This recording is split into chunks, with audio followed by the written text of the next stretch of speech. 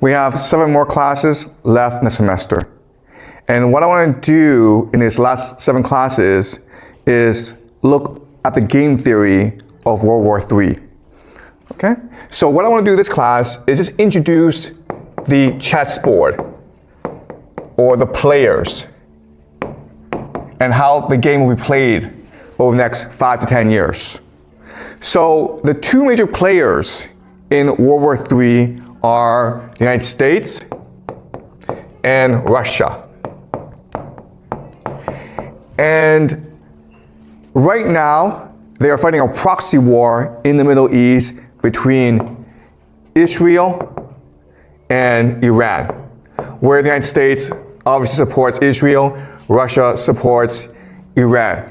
And what's going to happen is that this war in the Middle East, it's going to spread out and it will engulf the entire world. Okay? So what I want to do today is look at the individual players, USA, Israel, Iran, and Russia, and explain to you who they are and how they will play this game. And once we understand their strategy, then it's going to be pretty easy for us to make certain predictions about how they will behave. So that's the first thing that I want to point out. The other thing that I'll point out is that there's a lot of people who believe that peace can be achieved, that this war is a temporary thing, and that once Donald Trump leaves office, once the United States divorces Israel, then peace will come to the world. And that's not true. Because on one hand, what's driving this World War III is a conflict between these 4 nations. But on the other hand, the other force that's driving this conflict is the internal tensions within these countries. So before, we looked at the idea of elite overproduction. And so the idea is that the elite are parasites that collect rent from the people. And so whoever who's in the elite can exploit other people. So there's competition to join the elite. And when you have too many people who are trying to join the elite, this creates internal conflict. And this is what's happening throughout the world today. So World War III, it's not just being driven by the disparities between these 4 nations. It's really being driven by internal politics within these countries. Okay? So let me put this in a very simple way. Right now, the people who run the world are transnational capital. Okay? And a very simple way of saying this is that if you're a rich person in Russia, you're incentivized to work with rich people in Iran, Israel, and the United States. And as a result, for the longest time, we've been able to achieve global peace and prosperity. But because they only get richer and richer, more powerful, this causes resentment among other elite forces in these countries. And so there are 3 major forces that oppose transnational capital within these 4 countries. Okay, so let's just list them.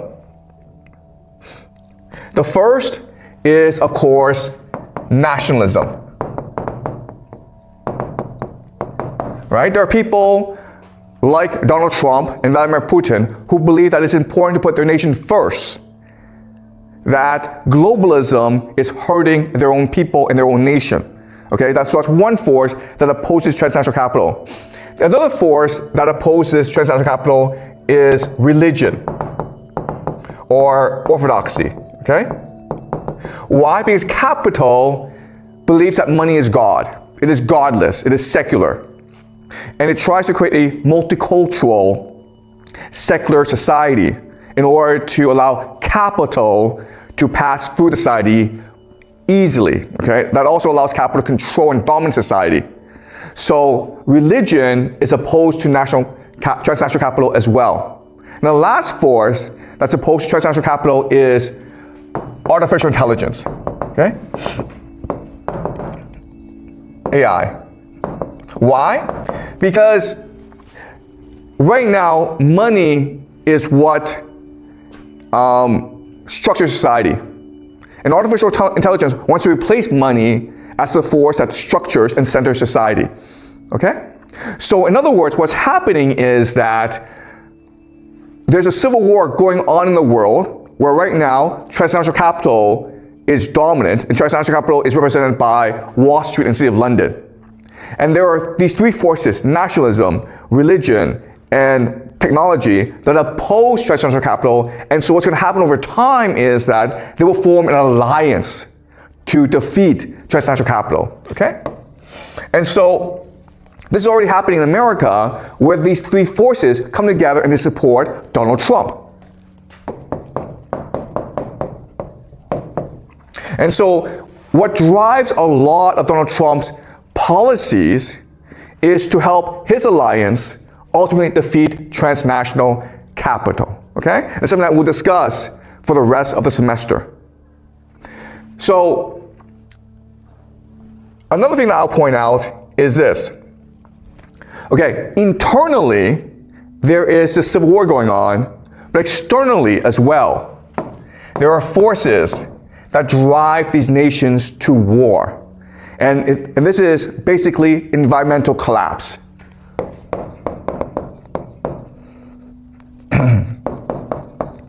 So for the past few decades, we humans have been very lucky in that there have been no major ecological disasters. But if you look at human history, weather patterns fluctuate, okay? So many speculate that we are heading towards a time of extreme weather patterns. That means that it becomes harder to grow food. It means it's harder to access energy. And so this is going to put strain on the world. And so the world needs to compete for precious resources. And quite honestly, we are going to probably approach a time in human history when famine,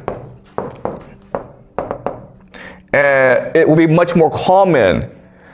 We thought that we defeated famine. We thought that we had developed a system that could feed anyone and everyone. But over the next few years, we'll discover an increase in famine around the world and an increase in ecological disasters around the world, okay? So this is the schematic that I want you to understand. In World War III, there will be four major players: the United States, Israel, Iran, and Russia. And they are competing for global dominance. No one will win, but the conflict among these four nations will drive geopolitics for the next 5 to 10 years. This conflict is driven not just by disputes among these countries, it's mainly driven by internal civil discord within these countries. The two forces are the transnational capital versus a coalition of nationalists, religious people, as well as tech people, okay? And they have their champions. So in America, they have Trump. Transnational capital is represented by Mark Carney. We'll talk more about him later, okay? Mark Carney is currently the Prime Minister of Canada. Okay, so they have their different champions, and they're gonna fight this war. Now, one question that you're gonna have, which is the most obvious question, is, yeah, but what about everyone else, right? What about China? What about India? What about Brazil? What about South Africa? Okay? And yes, it is true. Oh, sorry. And what about Europe? And Japan, right? And then South Korea. And while it is true that these are major economies with a lot of people, and it is true that they could, in theory, have great militaries, I will show you that what makes these four nations distinct, USA, Israel, Iran, and Russia, what makes them distinct is that they have a grand strategy that allows them to mobilize their population for total war. That's what makes them distinct, okay? And I'll show you this later on, all right? All right, so let me explain to you how this dynamic will play out. Okay, so you have US, Russia, Iran, Israel, okay? So the major players that will determine how these four play the games are, of course, Europe, China, Japan, India. Okay. All right. So I understand that a lot of people believe that China and the United States are in competition with each other. That is not true. And the reason why is that China does not have what we call a grand strategy. A grand strategy is just how you perceive geopolitics and how you want to dominate geopolitics. China does not do grand strategy. China is called 中国. Okay? 中国 means the middle kingdom. The idea of the middle kingdom is that we are a universe unto ourselves. We don't care what happens outside of this universe. We would like others to pay tribute to our cultural superiority, and we could help develop your other civilizations, but honestly, we don't care, okay? So China has always been an isolationist society for most of its history. Today, yes, I understand for these past few decades, China has become much more globalized, has become much more international, much more cosmopolitan, but this is not part of the Chinese tradition. So what's happening today, these past few decades, it is an aberration. It goes against cultural norms in China. But in the long term, China will return to its cultural norms and become much more isolationist. So China doesn't really matter in the great scheme of things, okay? The same is true for India as well, right? So I know India and China have a lot of people, but historically they have not really mattered in geopolitics. And that's to do with their cultural values and norms. Okay? Does that make sense? All right. So there are right now 3 major battlefields in the world. Okay? The first obviously is Ukraine, where NATO and Russia are fighting each other. Okay? And this is a proxy war between the United States and Russia because the United States controls Europe and NATO. The second major battlefield, of course, is Iran, where right now the United States and Israel is attacking Iran and trying to force it into a surrender. Now, the last battlefield is actually in North America, Cuba. Okay, so this is not really discussed a lot. What's been happening is the United States has been embargoing Cuba, trying to blockade it, trying to cause society to collapse, and Russia has been trying to save Cuba. Okay. So these are the 3 major battlefronts we're seeing right now. Obviously, what's going to happen is that more battlefronts will break out, okay? And what's going to happen is that as this conflict increases, the conflict between the United States and Russia will increase as well. So one major area of contention is the oceans, okay? Why? Because the United States believes that it controls all trade access, because the oceans represents trade access. And so what the United States has been doing is it has been seizing Russian shadow fleet tankers. And so what's going to happen is that the Russians will eventually decide to arm its ships, and this will create a war in the oceans, okay? So that's one trend that we will see happening. Another trend that we'll see happening is the rise of Germany and Japan. Okay? Hey, why? Well, historically, the most powerful nation in Europe has been Germany. Historically, the most powerful nation in East Asia has been Japan. The United States defeated both in World War II. But now that the United States is at war with Russia, it needs proxies, it needs allies to counter both the threat of Russia as well as China. So it makes sense that what the United States is going to do is it's going to arm Israel to counter Iran, it's going to arm Germany to counter Russia, it's going to arm Japan to counter China. Okay? And what's going to happen now is that you have in this conflict, you have other players emerge that will take advantage of these conflicts to amass more power for themselves. So think about North Korea in East Asia, okay? Because North Korea is a military society and it can threaten South Korea, Japan, and China, okay?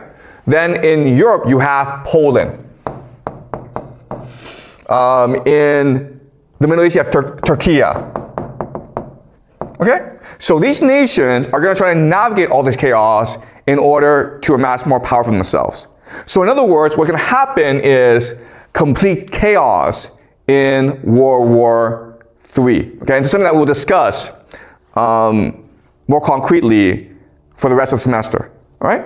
So now what I'm going to do now is explain to you the grand strategy of the United States, Russia, Iran, and Israel. Because these are only the four major players for the first 5 years. Other players will come in later on, but for now, these are the four major players. Okay? And once you understand the grand strategy of these four countries, then it's going to be pretty easy for us to predict how they will behave as this war progresses. All right. Okay. So, for each country, I want you to imagine each country as a chess set. Okay? So this is a chess set. And I want to show you how each player behaves using this chess set as a template, as a frame of reference, okay? So the king is the political system.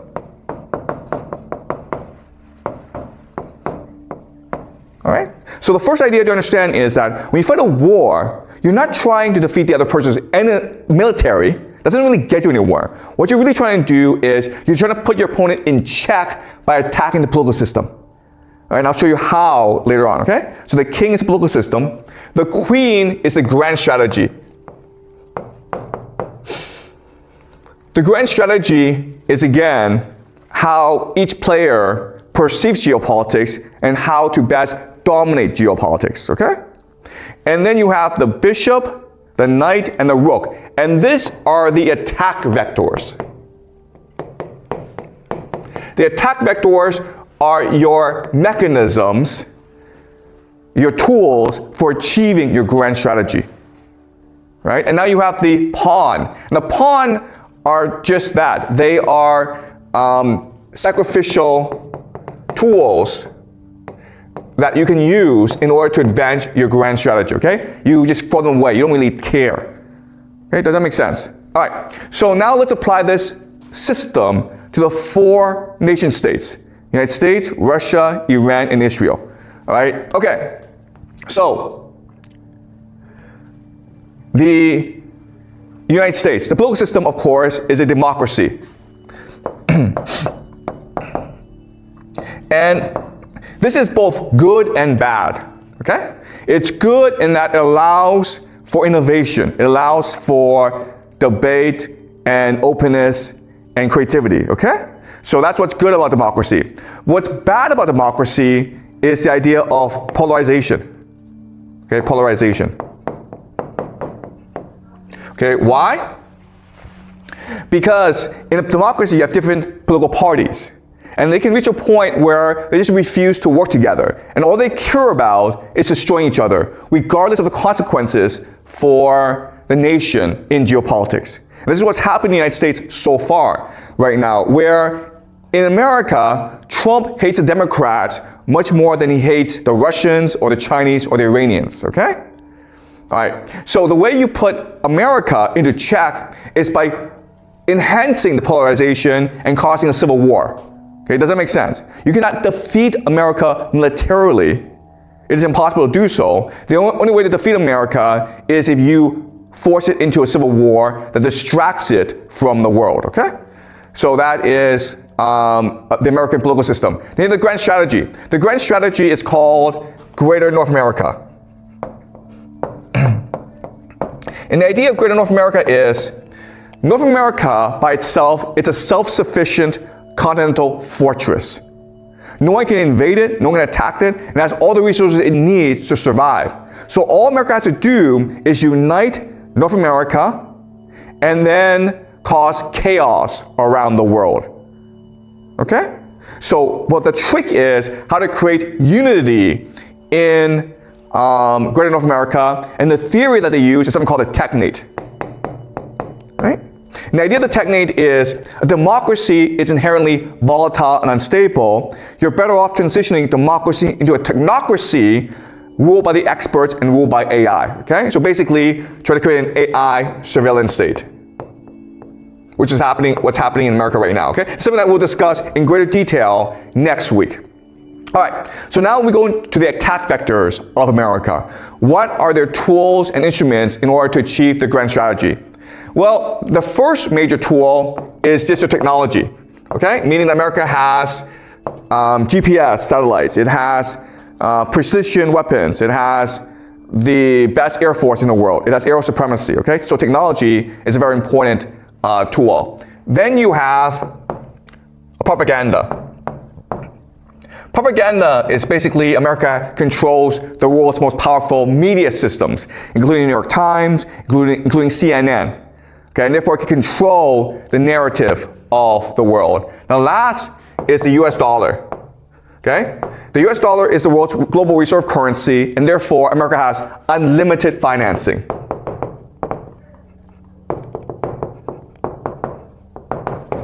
All right? So as you can see, America is a very powerful empire. Now we go to the pawns, okay? The sacrificial tools. And so what America can sacrifice in order to achieve its grand strategy are its allies, which are essentially its vassals. All right? So that is the American system. Right? Now we can understand how America will fight this war in Iran and how it will proceed to fight World War III. Because grand strategy, it's just not only how a nation will go about to dominate the world, but it's also constraint on their behavior. They can only operate within the contours of their grand strategy.